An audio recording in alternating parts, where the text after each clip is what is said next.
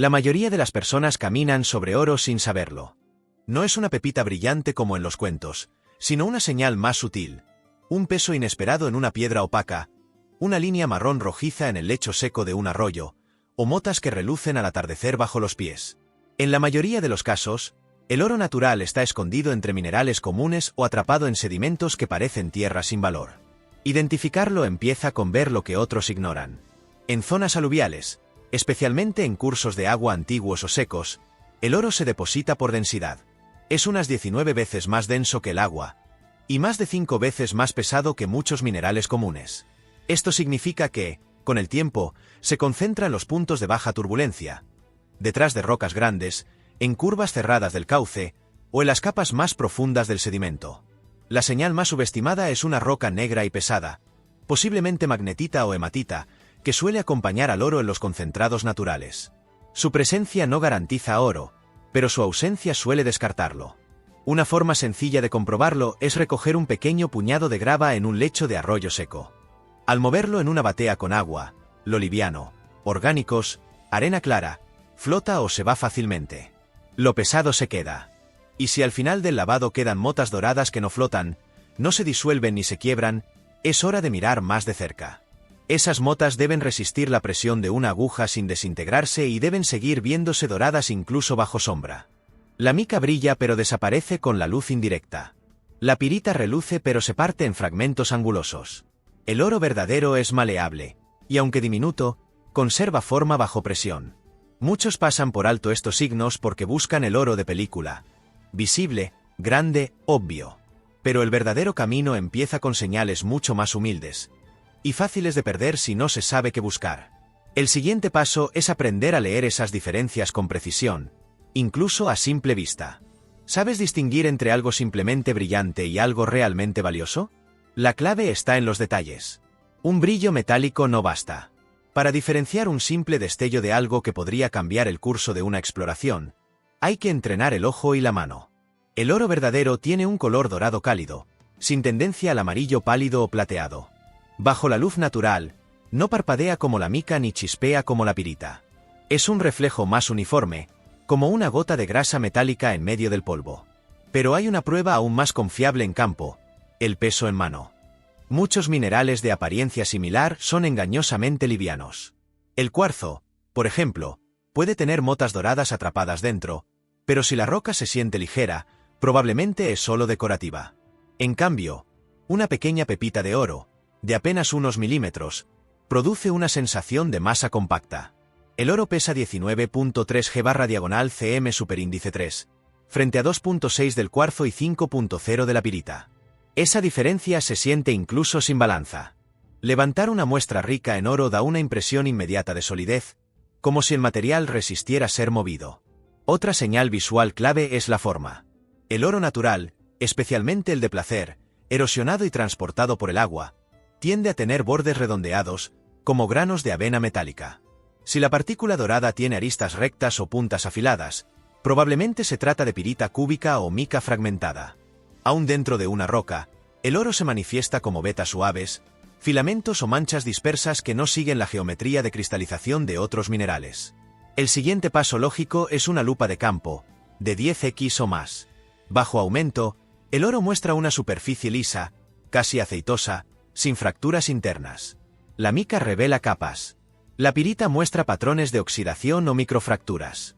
Incluso una lupa básica puede eliminar falsas expectativas y ahorrar días de trabajo innecesario.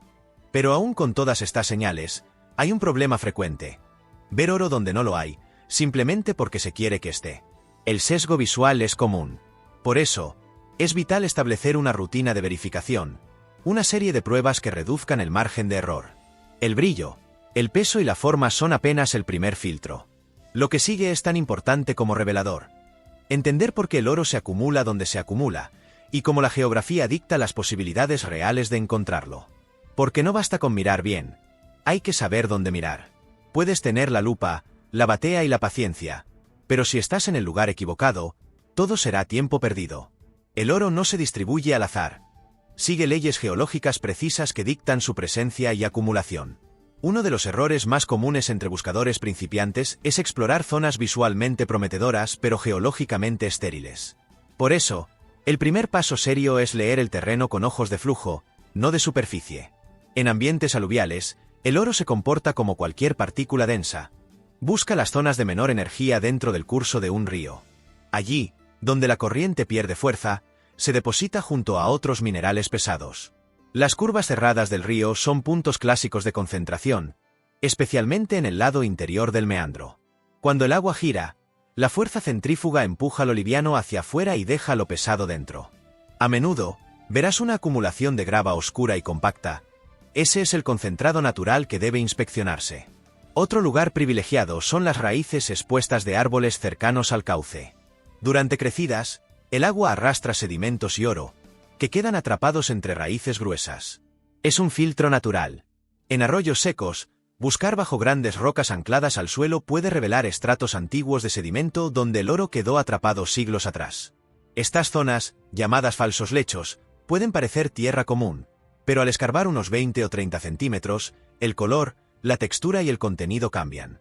Ahí es donde debes tomar tu muestra. Una pista casi siempre ignorada son las terrazas aluviales elevadas, es decir, antiguos cauces del río ahora fuera de uso. A simple vista parecen simples barrancos o pendientes erosionadas. Pero si alguna vez canalizaron agua, es posible que allí haya oro depositado en niveles ahora secos.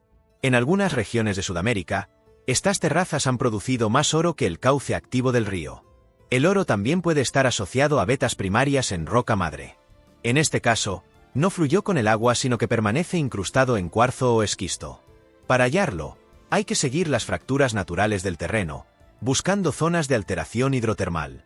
Si el cuarzo presenta oxidación rojiza, vetas amarillas o bandas con minerales oscuros, vale la pena inspeccionarlo. La mayor parte del oro visible en roca proviene de estas zonas, que requieren otra lógica. No la del arrastre, sino la del origen térmico y estructural.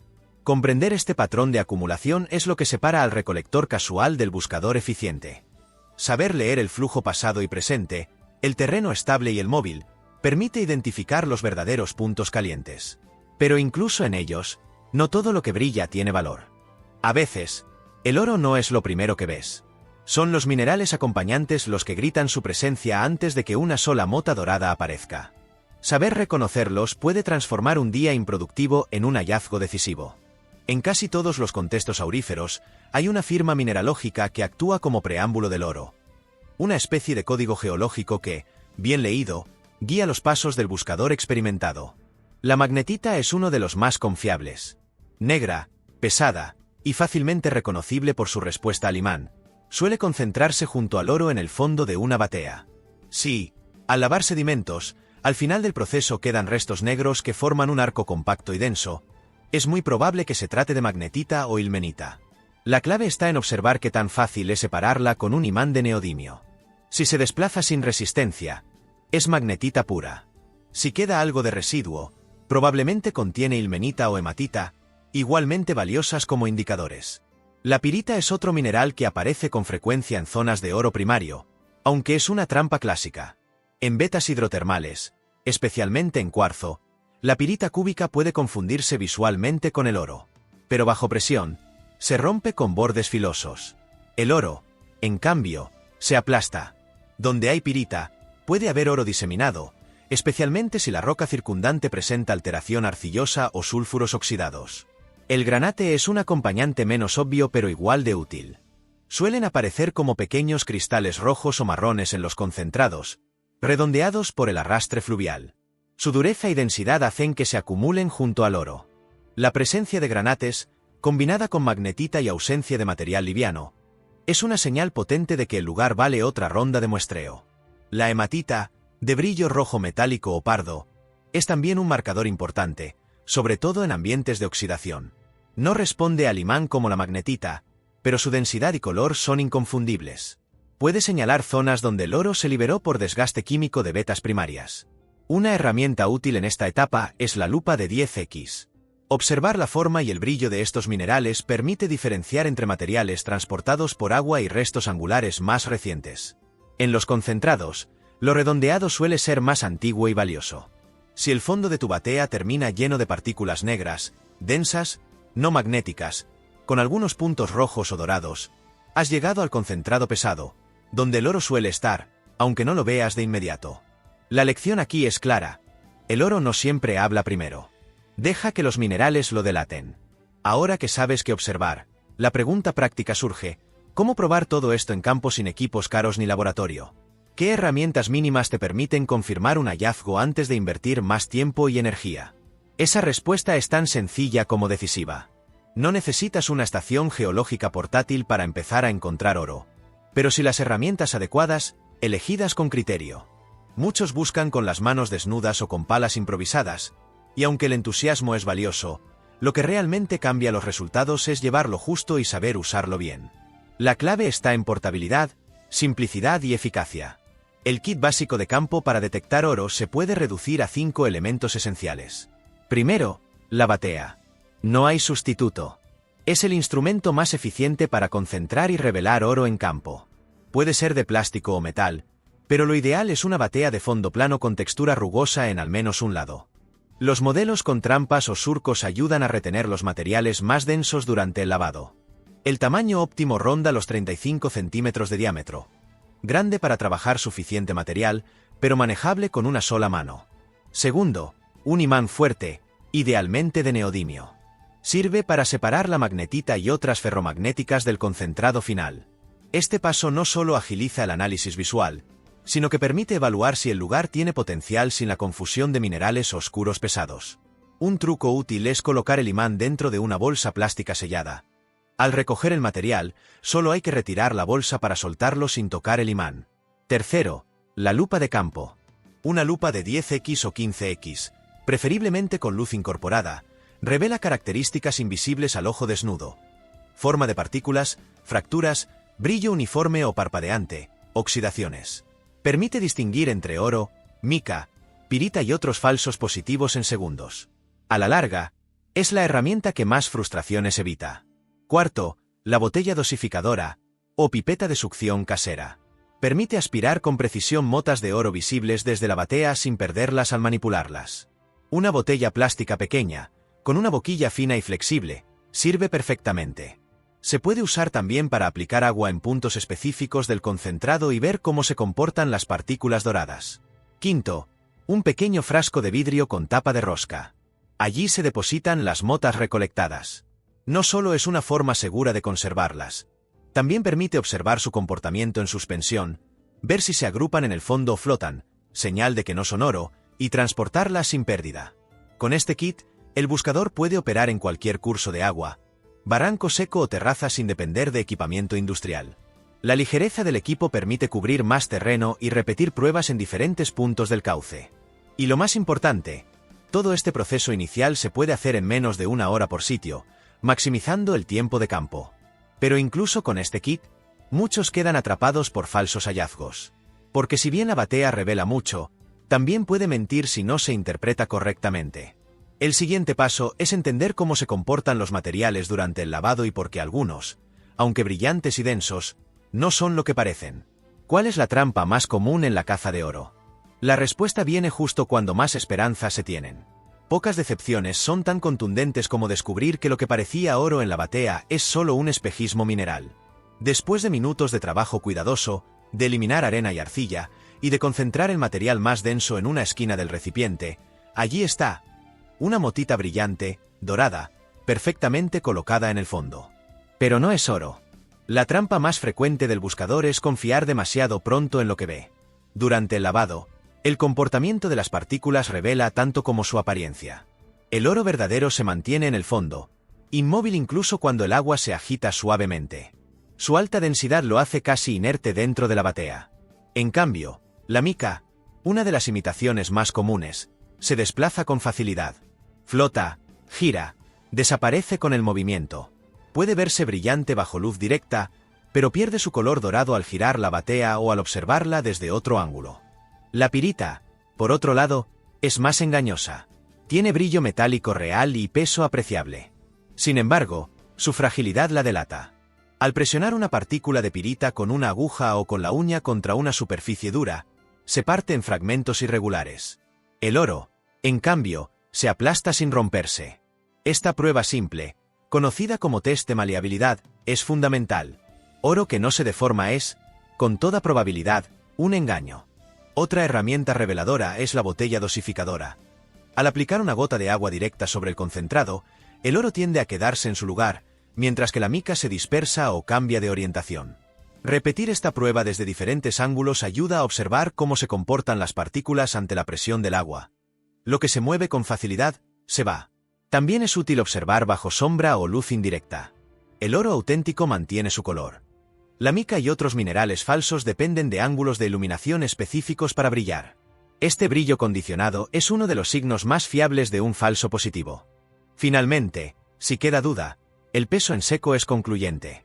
Una pepita real, aunque minúscula, se siente pesada para su tamaño. Una báscula de precisión puede confirmar esto, pero incluso sin ella, la comparación con partículas similares permite estimar si algo realmente denso está en la mano. La lección aquí es clara. La emoción del hallazgo puede nublar la observación. Por eso, la verificación debe ser metódica, repetible y sobria. Solo así se evita invertir tiempo y energía en una ilusión reluciente. Pero cuando estas trampas han sido superadas, y aún queda una mota que cumple con todos los criterios. ¿Qué significa eso realmente? ¿Cuánto oro se necesita para considerar que un sitio es prometedor? La respuesta está en la próxima acción. Hacer un muestreo más riguroso, sistemático, y saber cuándo ese pequeño destello justifica una operación más seria. Un solo brillo puede emocionar, pero no lo confirma todo. La diferencia entre un hallazgo casual y una veta productiva está en la repetibilidad. La batea puede revelar una mota prometedora, ¿pero hay más? ¿Fue una partícula aislada arrastrada desde lejos? ¿O es señal de un depósito real justo bajo tus pies? En esta etapa, lo crucial es una segunda pasada con método. Muestreo estructurado, búsqueda de consistencia y lectura cuidadosa del concentrado. El primer paso es volver al mismo punto exacto donde se halló la mota inicial. No metros arriba o abajo, el mismo hueco, la misma curva, la misma raíz expuesta. Allí, se toma una muestra más generosa, al menos una pala llena de sedimento profundo, idealmente de la capa inferior justo encima del lecho de roca. Es en esa zona de contacto donde el oro suele acumularse, retenido por irregularidades naturales. Esa muestra se lava completa, lentamente, con atención a lo que queda tras el primer barrido. Si el material oscuro, magnetita, hematita, es abundante, y más de una mota dorada aparece al final del abanico, estás ante un patrón. En cambio, si no queda nada más o si las partículas doradas nuevas se comportan como mica o pirita, es probable que aquella primera haya sido una excepción arrastrada por el río desde otro sitio. Aquí entra el concepto de concentrado positivo. No es necesario encontrar grandes cantidades de oro, pero sí una proporción clara. Al menos una mota por batea en un 30 a 50% de las muestras tomadas en un área pequeña, menos de 2 metros cuadrados. Si ese patrón se mantiene, el lugar justifica una investigación más profunda. La forma de ampliar esta prueba es mediante un grid de muestreo. Dividir la zona en cuadrantes, cada uno de 1 metro cuadrado, y tomar una muestra controlada por cuadrante. Esto permite mapear la dispersión del oro y entender si hay una dirección de concentración. Por ejemplo, más motas río abajo o al pie de una roca fija. Si el oro aparece en varios puntos del grid, no es azar. Estás frente a un depósito con potencial. El siguiente paso, para confirmar este patrón, es una comparación directa entre concentrados. Al colocar el contenido de distintas bateas lado a lado, es posible ver diferencias en color, densidad residual y cantidad de partículas doradas. Este control visual cruzado es tan valioso como una prueba de laboratorio en etapas tempranas. Pero no todos los concentrados positivos llevan al oro. Existe una trampa frecuente que, aunque convincente, desvía incluso a los más experimentados. Una concentración densa, negra y pesada, pero sin oro. ¿Qué sucede cuando el concentrado engaña por exceso? Allí comienza una de las lecciones más duras del oficio. Nada genera más falsas esperanzas que una batea llena de concentrado pesado. Negro, denso, persistente al lavado. Todo parece indicar que el oro está a punto de aparecer. Pero al final, solo hay magnetita o ilmenita, y ni una sola mota dorada. Este es el caso clásico del falso positivo por densidad. Un error de interpretación que consume horas, recursos y, a menudo, la moral del buscador. La magnetita y la ilmenita son minerales de alto peso específico, 5, 2 y 4.7 respectivamente, y forman parte del llamado Black Sand en muchos cauces auríferos.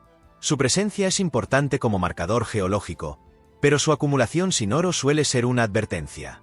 Si tras varios lavados lo único que queda es un abanico negro uniforme, sin granates, sin dorados, y con comportamiento magnético uniforme, es momento de dudar.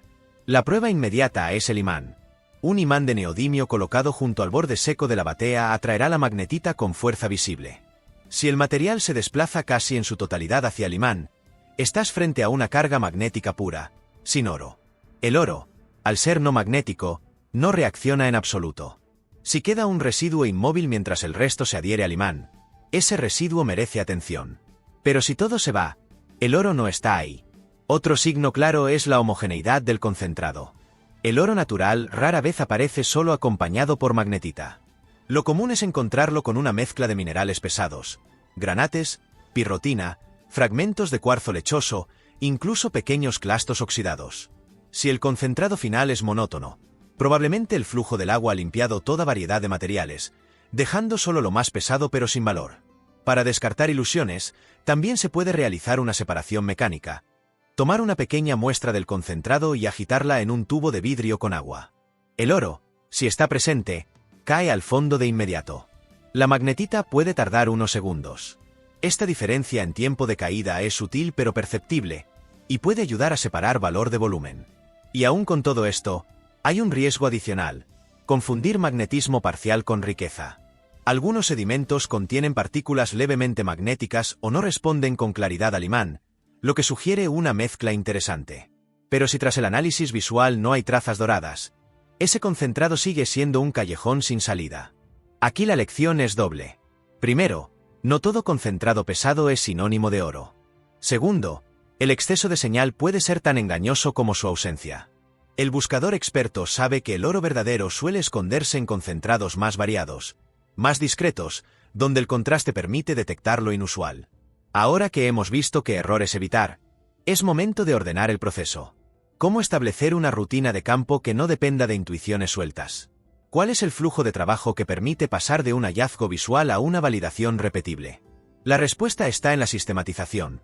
Pasos claros, repetibles y documentados que separan la suerte del método.